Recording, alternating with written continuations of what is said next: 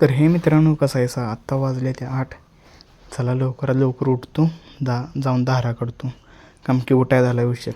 तर चला आवरून घेतो पटपट सगळी कामं आवरून झाल्यावर वृत्या म्हटला माझे केस कापायचे. तर ह्याचा आडवा पट्टा मारला असा. वृत्याला म्हणत होता असाच कट ठेवूया, लय भारी दिसते. पण काय ते हसण्यावरच नेत होता. तर याची केस कापून झाली. तर कसा दिसतोय बा, गुळगुळीत टाकला. तर ह्याचा आवरून जायचं आपल्याला बाहेर. तर चला कुठं जायचं सांगतो. तर माझं आवरून झालं. आताच आम्ही निघालो 3-4 बत्तीस का तर DJ बघाय. आज यात्रा आहे 32 तर आम्ही निघालो 32 आत्ताशी निघालो या.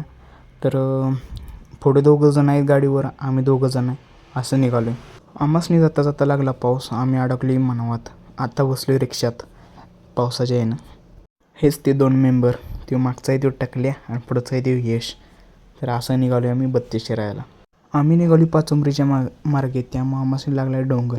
अजून इथून 32 20 किलोमीटर तर आहे.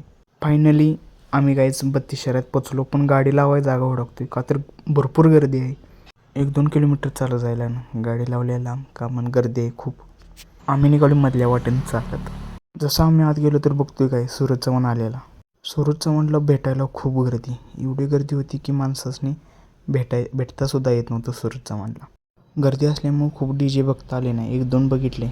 हा एक DJ बघितला.